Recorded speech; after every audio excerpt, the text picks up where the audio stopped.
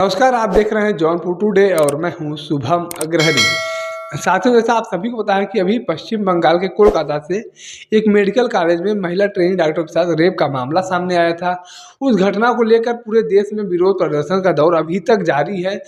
उस घटना को सुनकर हर कोई स्तब्ध है और कहीं न कहीं इस घटना ने पूरे देश के दिल को झकझोर दिया और पूरे तरह से इंसानियत को, मानवता को भी शर्मसार करने का कार्य किया है। और जब से यह घटना सामने आया है तब से देश में सियासत भी जमकर हो रहा है और सियासी पार्टियां भी अपनी रोटी सेकने में लगी हुई हैं। लेकिन खास बात यह है कि जिस प्रदेश में इस घटना को अंजाम दिया गया है, उस प्रदेश की सरकार के द्वारा अभी भी आरोपियों को बचाने का कार्य किया जा रहा है। लोग ममता बनर्जी सरकार पर आरोप लगा रहे हैं कि ममता बनर्जी सरकार के द्वारा जब घटना यह सामने आया तब त्वरित कार्रवाई नहीं किया गया और कहीं न कहीं अपराधियों को बचाने के लिए सरकार द्वारा काम किया जा रहा है। और इसका आरोप अभी तक लग रहा है और इस बात का विरोध अभी तक हो रहा है। लोग सड़कों पर उतरकर विरोध प्रदर्शन अभी तक कर रहे हैं। लगातार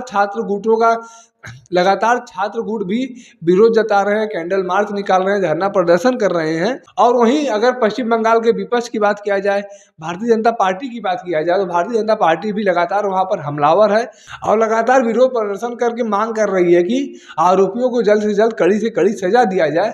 लेकिन अभी तक ममता सरकार के द्वारा इस पर कोई फैसला नहीं लिया गया है। अब आपको बता दें कि एक तरफ तो ये चल रहा है कि वहां पर त्वरित कार्रवाई नहीं किया गया, जिससे कि इस बात का अंदेशा लगाया जा रहा है कि सरकार आरोपियों को, अपराधियों को बचाने का कार्य कर रही है। तो वहीं अब ममता बनर्जी सरकार के द्वारा भी एक विवादित बयान दिया गया है। विवादित बयान ये है कि ममता बनर्जी ने कहा अगर पश्चिम बंगाल जलेगा तो इसकी आग उत्तर प्रदेश तक, बिहार तक, असम तक हम लगाएंगे और इसकी चिंगारी दिल्ली तक भी जाएगी। इस तरह का बयान उनके द्वारा दिया गया। अब ममता बनर्जी से सवाल यह खड़ा होता है कि अगर आपके प्रदेश में कोई बड़ी घटना घट जाए और आप उस पर त्वरित कार्रवाई ना करें तो क्या लोगों की यह जिम्मेदारी नहीं बनती है कि आपके खिलाफ वो विरोध प्रदर्शन करें? क्या अगर आपके खिलाफ कोई विरोध प्रदर्शन करेगा तो आप उसको इस तरह से धमकी देंगे कि हम अन्य प्रदेशों में भी दंगा करवा देंगे? अगर आपके द्वारा त्वरित कार्रवाई किया गया होता तो आज इस तरह का नौबत ही न आता। लेकिन ममता बनर्जी सरकार के द्वारा लगातार इस पूरे मामले को कहीं न कहीं छुपाने का कार्य किया गया और अपराधियों को बचाने का कार्य किया गया। जैसा अभी आपने देखा होगा कि जब सुप्रीम कोर्ट में सुनवाई चल रही थी तो वहाँ पर 21 वकीलों की फौज खड़ी थी जो स्टेट गवर्नमेंट की तरफ से हायर किया गया था। और यह वकीलों का फौज पीड़ित पक्ष के लिए नहीं बल्कि आरोपियों के लिए हायर किया गया था, जिसमें से सबसे बड़ा नाम था कपिल सिब्बल का। अब कपिल सिब्बल के बारे में आप लोग भी जानते होंगे, वह कांग्रेस पार्टी के नेता हैं और राज्यसभा के सांसद हैं। जिस कपिल सिब्बल जी को सदन में इस मामले को उठाना चाहिए था और वहाँ की सरकार का विरोध करना चाहिए था और इस सरकार पर इस बात का प्रेशर बनवाना चाहिए था कि वहाँ पर कड़े से कड़े नियम बनाए जाएं और सख्त से सख्त सजा दिया जाए। लेकिन वही कपिल सिब्बल जी अपराधियों का केस लड़ रहे हैं, वही कपिल सिब्बल जी अपराधियों को बचाने का कार्य कर रहे हैं।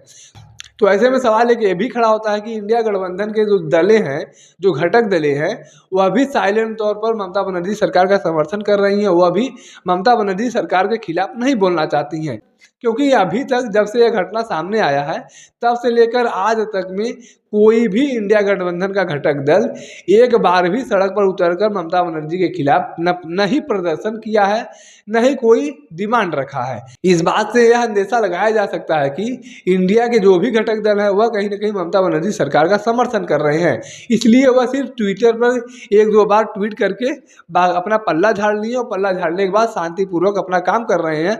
उन्हें इस बात से फर्क नहीं पड़ता है कि देश में क्या हो रहा है, प्रदेश में क्या हो रहा है।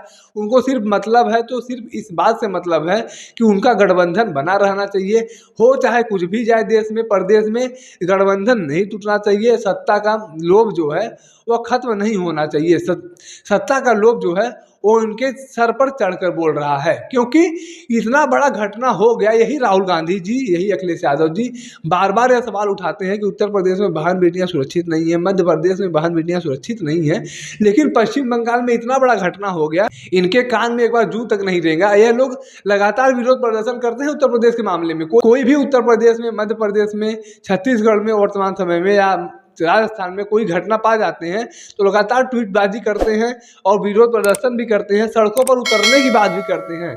लेकिन इस घटना, पश्चिम बंगाल की घटना को 20 दिन हो चुके हैं बीते हुए, अभी तक विपक्ष के किसी भी बड़े दल के द्वारा, छोटे दल के द्वारा कोई भी विरोध प्रदर्शन नहीं किया गया।